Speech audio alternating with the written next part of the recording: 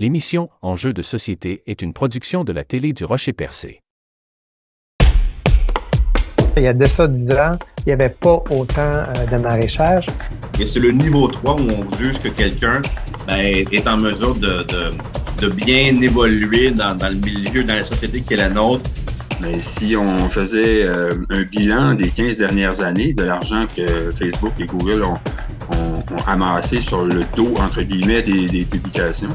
Ça recule d'il y a 20 ans à peu près. C'était un village là, par année qui fermait en Gaspésie. Donc. On le sait, le Canada a pour objectif d'être carboneutre à l'horizon 2050. Donc nous, on va monter des projets avec les pêcheurs.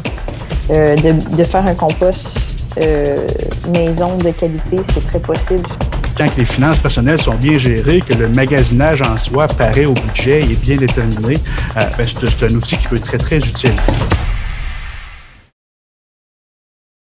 Spécialiste de l'écologie du caribou depuis plus de 27 ans, Serge Couturier revient sur les échecs répétés des gouvernements à protéger cette espèce emblématique.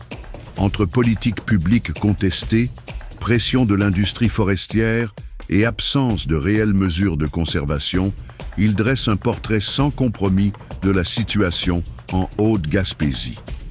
Peut-on encore sauver le caribou? Quelles alternatives s'offrent à nous?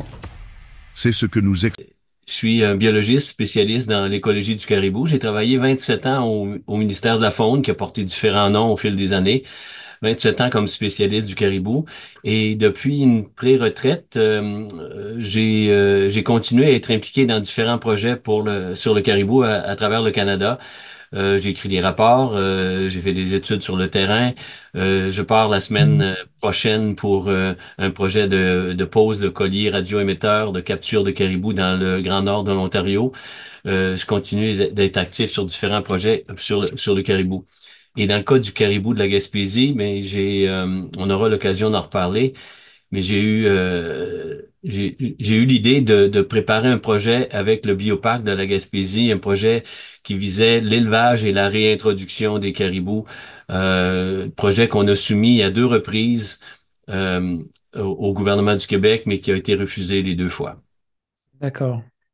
Alors dernièrement, bon, ce que je constate en faisant quelques entrevues avec différentes personnes justement dans le secteur, on constate un peu, il y a cette volonté des fois de vouloir étendre le territoire, mais en même temps, il y a aussi les territoires et comme un peu, comment je dirais, plutôt, on cherche plutôt des fois à avoir une certaine exploitation forestière, ou bien ça peut être quelque chose plus au niveau de l'écotourisme aussi.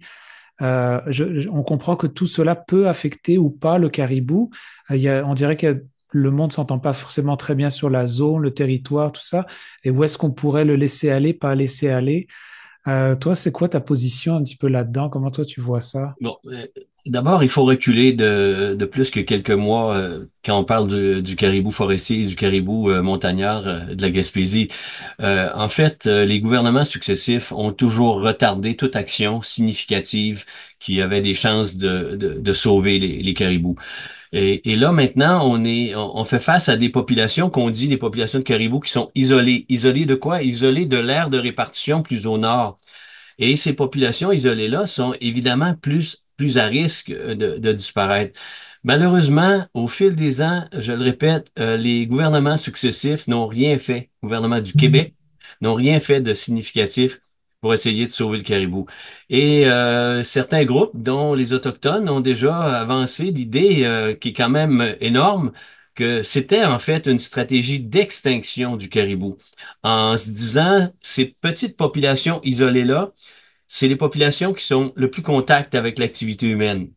Et il y a donc des conséquences sur les activités humaines qui sont plus grandes pour ces caribous-là que ceux qui sont dans le moyen nord du Québec et dont on n'entend jamais parler et qui se portent bien depuis la dernière glaciation il y a 10 000 ans.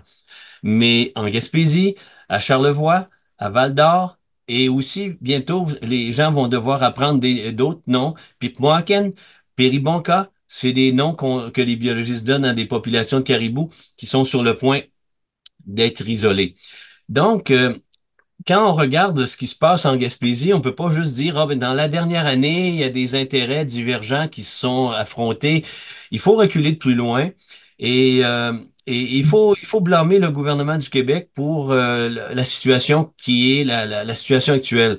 Situation qui est difficile parce que avec une vingtaine, une poignée de caribous qui restent, il faut donc avoir des efforts quand même importants pour les protéger. Et on est donc obligé d'interdire des activités relativement douces, comme le ski dans certaines régions ou la randonnée dans certaines régions.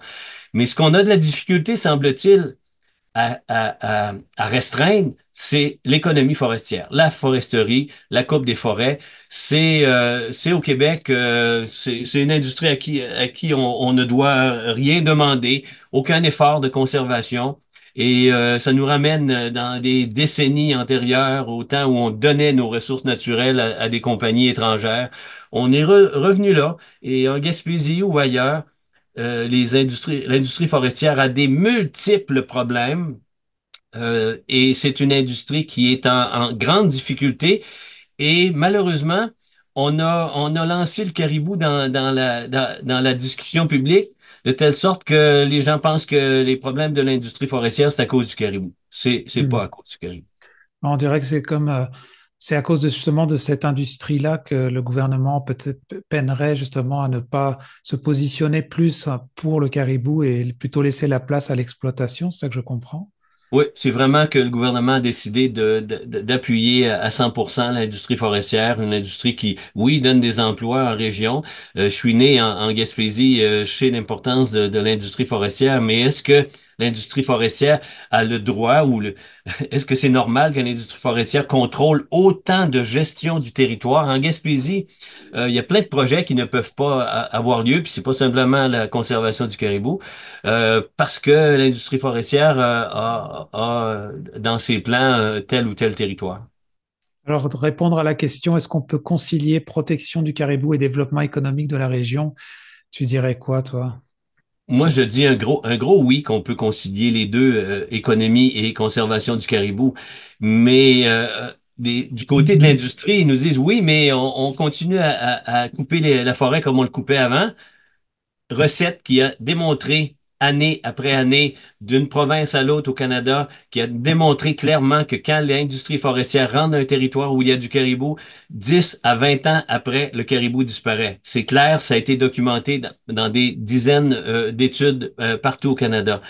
Donc, je pense qu'il y a un discours de sourds là, qui s'est installé. Chaque côté dit oui, on est prêt à faire des concessions, mais le caribou n'a pas gagné une seule concession de la part de l'industrie forestière. Je peux en témoigner. Ça fait 40 ans que je suis la discussion sur le caribou, le milieu forestier et la protection de l'environnement, la protection des territoires.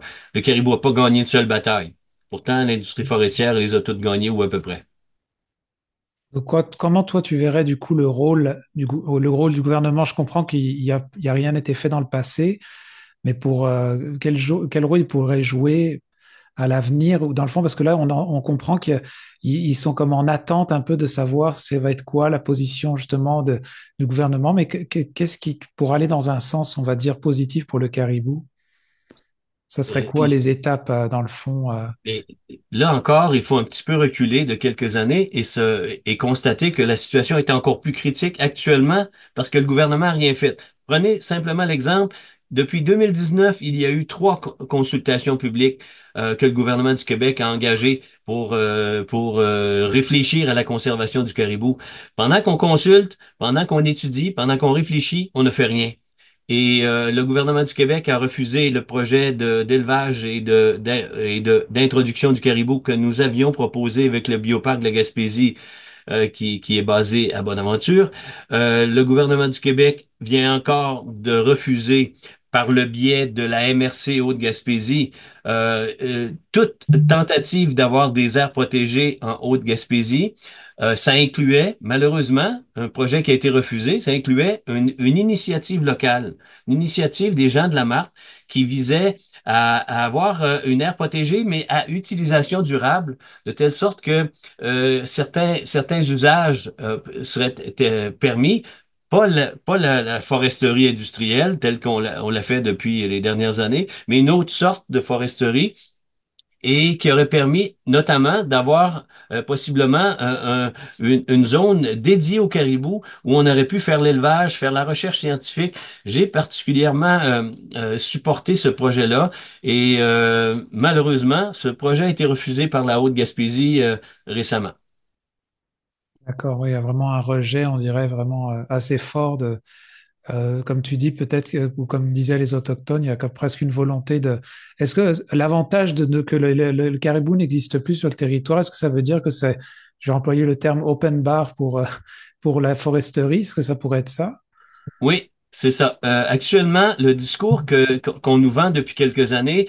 Bon, d'abord, le gouvernement du Québec a surestimé les pertes économiques reliées à toute diminution de l'industrie forestière. Le calcul est erroné, les chiffres sont erronés, et c'est pas vrai qu'on arrête l'économie de la Gaspésie si on protège mieux les forêts. Puis le même raisonnement s'applique ailleurs au Québec dans la forêt boréale. Les chiffres que le gouvernement a lancés dans la place publique sont erronés. Donc, les gens, l'opinion publique, se dit, mon Dieu, on ferme des villages pour sauver le caribou. On veut pas ça. Personne veut ça. Même les biologistes du caribou ne veulent pas fermer des villages, fermer des communautés. Mais c'est le gouvernement du Québec qui laisse croire aux gens qu'on va fermer des villages. Il faut réorienter l'industrie forestière. L'industrie forestière est probablement en surexploitation de la ressource dans plusieurs régions du Québec. Comme ça a été constaté il y a plus de 20 ans, il y a 25 ans, il y avait eu une commission Coulombe, il y a eu le documentaire L'aurore boréale de Richard Desjardins. Euh, on dirait qu'on est revenu à 25 ans derrière où est-ce que, oui, on surexploite encore la forêt. Et on a vu au cours des dernières années, des deux derniers gouvernements certainement, un espèce de discours qui est du genre, écoutez, on avoue, à Val-d'Or, la population de caribou est sur le point de disparaître. En Gaspésie, la population de caribou est sur le point de disparaître. À Charlevoix, c'est aussi sur le point de disparaître. Mais regardez, on a peut-être fait des erreurs là. J'ai entendu des hauts dirigeants du gouvernement du Québec avouer qu'ils avaient fait des erreurs et que ça avait causé la conservation du caribou. Mais du même souffle, ensuite, le gouvernement nous dit, oui, mais dans le Moyen Nord, à mesure que l'industrie forestière monte vers le nord, on va faire mieux, on va faire différemment. Pourquoi faudrait-il croire que le gouvernement va faire différemment la foresterie qui se fait depuis des décennies au Québec? En fait, il faut en douter. Et on est coincé, le gouvernement du Québec essaye de nous présenter un raisonnement circulaire qui est indécent, c'est-à-dire détruire l'habitat du caribou, avouer qu'il y a eu des erreurs et que les populations isolées, comme Charlevoix, Val-d'Or, Gaspésie, sont maintenant rendues tellement petites et que l'habitat est trop magané, pour reprendre le mot qu'un ministre, le précédent ministre de l'Environnement avait énoncé, que l'habitat est trop magané pour la survie du caribou et qu'on devrait tout simplement les oublier et déplacer de 100 km, 200 km vers le nord la limite sud de la répartition du caribou et que l'industrie forestière va faire mieux au nord. C'est un raisonnement circulaire. Ben, tu détruis, tu dis, oui, OK, je m'excuse, on a anéanti les caribous dans ce coin-là, mais on va faire mieux au nord, puis tu recommences la même recette au nord. Hmm. Et là, dernièrement, justement, il y a eu cet appel d'offres là pour que le gouvernement cherche à avoir 30% du territoire sous des aires protégées. Il y a eu justement suite à ça, il y a bon, on peut questionner la démarche pour que ça devait être filtré, passer par la MRC avant de pouvoir se rendre à un palier gouvernemental, plus pour une décision future. Et là, il y a eu un peu cette controverse dernièrement, justement, en Haute-Gaspésie, où tous les projets ont été refusés en bloc. Est-ce qu'il y aurait pu y avoir là une possibilité d'avancer, ne serait-ce que d'accepter les projets? Parce qu'il y a d'autres MRC qui ont, au lieu de prendre la décision de oui, toi non, on va tout dire oui, puis le gouvernement va se charger. Comment toi, tu voyais cette situation-là? Moi, je pense que le processus de sélection des projets d'aires protégées qui a été soumis par le gouvernement du Québec à l'automne dernier est invalide et même malhonnête, dans le sens que, oui, le gouvernement dit, non, non, c'est pas nous qui décidons, mais c'est les MRC. Mais sachant très bien que dans plusieurs régions où il y a du caribou notamment, les MRC sont copains-copains avec l'industrie forestière. Au Saguenay-Lac-Saint-Jean, c'est clair, il y a un groupe qui a été créé qui s'appelle l'Action boréale. Les MRC siègent là-dessus, puis ils font du lobby, puis ils font du lobby actif pour l'industrie forestière. Et ensuite, le gouvernement du Québec dit non, non, c'est pas nous qui décidons. C'est les MRC qui vont décider quel projet est recevable d'être protégé et recevable ou pas. C'est totalement invalide comme processus. Ça n'a jamais eu lieu au Québec. Les MRC n'ont pas l'expertise, n'ont pas les moyens financiers, n'ont pas les ressources humaines pour faire des analyses de projets d'air protégé. Et quand quelques MRC ont décidé de tout refuser en bloc, on voit vraiment qu'il y a un biais vers l'industrie. C'est absolument malhonnête comme processus. D'autres MRC ont été plus corrects, ont avoué qu'ils n'avaient pas les ressources humaines, financières pour faire des analyses en quelques semaines, quel projet d'air protégé était valable ou pas pour aller à étape ultérieure qui va prendre encore des années, qui va être fait par le gouvernement du Québec. Donc, le processus, c'est malhonnête. C'est malheureusement malhonnête. Et le gouvernement du Québec a floué les gens, a menti aux gens en mettant en place un processus d'air protégé comme ça, avec des objectifs 30% en 2030. C'est bien beau, ça fait des belles conférences de presse à Montréal, mais quand vient le temps de l'appliquer en Haute-Gaspésie ou au Saguenay-Lac-Saint-Jean, on se rend bien compte que c'est un processus qui était totalement invalide. Hmm. En tout cas, c'est sûr qu'à t'écouter, on comprend que la situation est pas très optimiste pour le caribou. Toi, comment tu vois l'avenir déjà? On va parler du caribou en Haute-Gaspésie pour ce qui nous concerne. Moi, j'étais convaincu à aller jusqu'à récemment qu'on pouvait sauver les caribous de la Gaspésie, ma Gaspésie natale. Je voulais participer à des projets. Je pense encore qu'il peut se faire quelque chose. Mais là, vraiment, avec une vingtaine d'individus, il faut agir maintenant.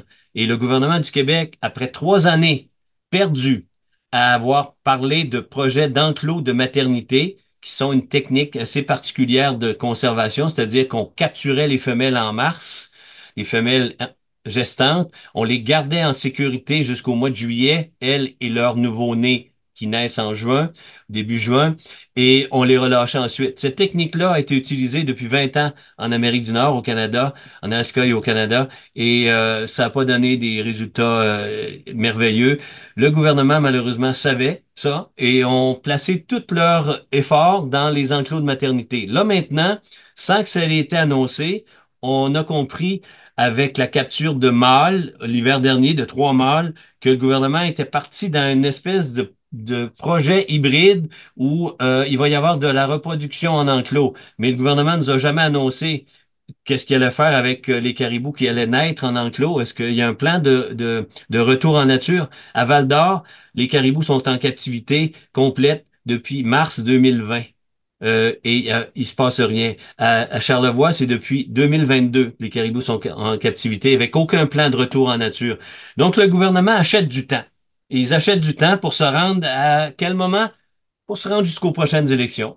Et ensuite, on va racheter du temps dans l'espoir que les populations de caribous dites isolées, Gaspésie, Charlevoix et Val-d'Or, notamment ces trois-là, soient disparues, puis pour qu'on puisse dire, ah, désolé, on a manqué à notre tâche de conservation d'une espèce menacée, mais regardez, dans le nord, il y en a encore des caribous et on va faire mieux dans le nord. Oui, ce que je comprends, c'est que l'industrie forestière n'est pas mise en pause pendant ce temps-là. Non. Et si l'industrie forestière allait si bien qu'on veut nous le laisser croire, pourquoi on coupe des épinettes noires, qui n'est pas une espèce noble de la forêt, des épinettes noires qui ont pris 150 ans à croître et on permet de couper des arbres d'une vingtaine de centimètres de diamètre? Ça n'a aucun sens. On est rendu à surexploiter la forêt à 150 kilomètres au nord de Chibougamau, une forêt qu'on devrait laisser probablement intacte, ce qui nous aiderait au changement climatique, ce qui aiderait à la gestion de l'eau, à la gestion de l'air. Et là maintenant, l'industrie veut compétitionner avec des industries qui sont ailleurs dans le monde, et les compagnies sont de plus en plus étrangères, chinoises, Indonésie, On peut plus dire que c'est des petites compagnies québécoises qui ont grandi, non. Ça a changé ça aussi dans le décor de l'industrie forestière. Et ce sont des compagnies étrangères qui vont mettre la clé dans la porte quand ils vont trouver instantanément que c'est plus rentable. Et on continue de déployer le tapis rouge pour ces compagnies étrangères-là. Moi, c'est quelque chose qui me dépasse. L'annonce que le ministère a fait, là, oui, il y a 8 caribous de plus que ceux confirmés l'an dernier. Il faut pas tomber dans le panneau du ministère, dire, waouh, 8 caribous de plus, waouh, tout va bien. Le ministère, depuis quelques années, avec les enclos en captivité, fait une grande annonce pour nous dire qu'il y a eu naissance, 3 naissances ici, mais c'est quelques individus. On ne peut pas célébrer pour euh, quelques individus de plus ou de moins, et surtout que les inventaires que le ministère fait en Gaspésie sont influencés grandement par le comportement des animaux au moment où le ministère survole les sommets. Les sommets des montagnes en Gaspésie sont dégagés, c'est la toundra alpine, il n'y a pas d'arbres et les caribous sont très faciles à voir. Mais quand les caribous sont dans les pentes plus basses, plus forestières avec des arbres, les caribous sont à peu près impossibles à voir du haut des airs lors d'un survol aérien en hélicoptère.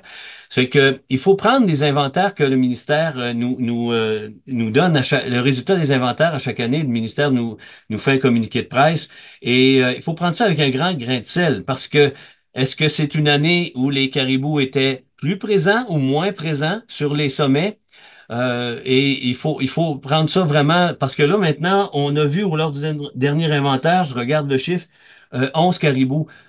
C'est minuscule. Ce serait 5 mâles, 5 femelles et un fan qui a été vu en nature sur les sommets en Gaspésie. Il y a un certain nombre, une quinzaine qui sont en captivité, en fait 18 qui sont en captivité, mais faut pas célébrer avec des nombres aussi faibles.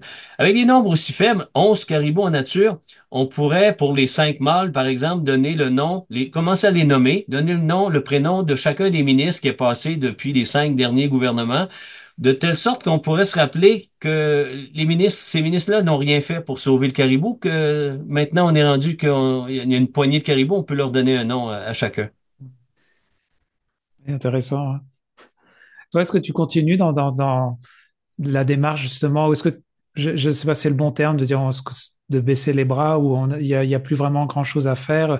Est-ce que tu es toujours un peu là-dedans en train d'essayer de Oui. pousser dans un sens? Oui, oui, oui. J'ai différents projets euh, un peu partout. On a eu des beaux succès en Ontario avec un gouvernement de l'Ontario qui n'était aussi pas très propice, pas très favorable au caribou et qui était très favorable à l'industrie forestière. La situation est à peu près pareille dans toutes les provinces canadiennes. On a besoin de ressources forestières. L'industrie forestière progresse vers le nord. Les caribous deviennent isolés, deviennent des pochettes de petits groupes isolés, disparaissent. L'industrie continue de monter. C'est le cas en Alberta, c'est le cas en Colombie-Britannique, c'est le cas en Ontario, c'est le cas au Québec. Je continue à me battre pour sauver les caribous. Je sais très bien qu'on va perdre plusieurs de ces populations isolées là. Comme Gaspésien d'origine, j'aimerais bien qu'on réussisse à sauver vraiment le caribou, mais il est minuit moins 5 pour les caribous de la Gaspésie. Ah, ben, c'est parfait pour moi. Je pense que ça fait le tour de mes questions. Je regardais tantôt, j'ai un tableau quelque part je m'étais amusé parce que un des problèmes du ministère, au fil des ans, j'ai passé 27 ans là, un des problèmes du ministère, c'est la fluidité des structures. Il y a eu tellement ce tableau-là, je me souviens, un petit tableau Excel, depuis 1979, je crois que c'est 25 noms différents que le ministère a portés. Et je regardais les noms des ministres. Là, maintenant, c'est Benoît Charette. Avant, c'était Pierre Dufour de la CAQ. Avant, c'était Luc Blanchette de PLQ. Laurent Lessard du PLQ. Yves-François Blanchette, qui est le chef du Bloc québécois, a été même pour le PQ à un certain moment donné ministre de l'Environnement. Et on peut regarder la liste, puis le nom change, les structures, à chaque 2, 3, 4 ans, le ministère est déplacé d'un autre, on lui donne un nouveau nom. Il est plus avec les forêts parce que les forêts terrorise les biologistes à l'intérieur de la même structure. Il est à l'extérieur du ministère des Forêts. Il se fait encore terroriser. Les biologistes, la conservation se fait encore terroriser par le gros ministère des Forêts. Puis là, c'est un jeu comme ça. On les met ensemble, on les sépare. On les met ensemble, on les sépare. Euh, c'est assez drôle de revoir ça sur une plus longue échelle. Je comprends, hein. En plus j'en apprends là-dessus, je comprends cette idée de même penser qu'il y a une stratégie d'éradication ou d'éteindre quelque chose. Tu sais, des fois, Ouais. on voudrait faire exprès, on ne ferait pas comme ça. Je veux dire, non, pardon, on voudrait pas faire exprès, ça serait plus maladroit que ça. Là, Ouais. je comprends même qu'il y a presque une volonté Mais, cachée derrière. Hein. mais les 3 consultations depuis 2019, faut le faire. 3 consultations publiques euh, pour discuter de conservation du caribou. On va en faire une 4e en 2026. Le gouvernement a choisi une commission caribou indépendante en choisissant des 3 acteurs qui étaient du côté plus économie forestière. Et les 3 commissaires ont fait un travail remarquable, balancé, où est-ce qu'ils ont fait un rapport puis ils ont dit, oui, vraiment, il faut que l'industrie change. L'Ordre des ingénieurs forestiers a publié un mémoire lors de cette commission-là en 2022, où est-ce qu'ils étaient absolument critiques du gouvernement, de la gestion forestière du gouvernement du Québec, l'Ordre des ingénieurs forestiers. Fait que des professeurs à la faculté de foresterie à l'Université Laval, qui est notre seule université au Québec qui forme où j'ai étudié, j'ai fait ma maîtrise, mon doctorat à l'Université Laval. Euh, les professeurs de la faculté de foresterie sont très sévères sur la gestion des forêts par le gouvernement du Québec. C'est incroyable, voyons. Puis le gouvernement continue de faire une petite gestion à la petite semaine où est-ce que euh, une industrie demande des choses, OK, bon, on va permettre des droits. Par exemple, là, la tordeuse des bourgeons d'épinette a le dos large, pauvre petite chenille qui mange nos sapins et nos épinettes, parce que le ministère a le droit d'émettre des droits de coupe spéciaux. Ah, ben, telle région, la tordeuse, en Gaspésie, il y a eu plusieurs droits de coupe spéciaux à cause de la tordeuse. Mais c'est une épidémie qui revient aux 30 ans, à peu près 25 ans au Québec, si je me rappelle bien. Fait qu'il faut vivre avec, puis on vit tout le temps avec. Mais là, il en profite. OK, bon, on va faire des coupes dans tel endroit pour augmenter les volumes. Et je passais en Gaspésie l'été dernier et je suis né à Cause-Abscal, dans la vallée de la Matapédia. Fait que il y a 2, 3 scieries là tout proches. Les cours à bois sont pleines, débordent. Je n'ai jamais vu les cours à bois aussi pleines que ça parce qu'il y a eu un chablis en décembre 2023. Oui, décembre 2023. Là aussi, droit de coupe spéciaux accordés aux compagnies. Vite, vite, vite, allez couper parce que les arbres ont tombé, les arbres sont tombés par le vent puis il faut les récolter avant. Fait que l'industrie forestière a des cadeaux comme ça tout le temps, tout le temps. Droit de coupe, ça, puis en plus, ils payent à peu près aucune royauté, aucun droit de coupe sur ces droits de coupe spéciaux-là.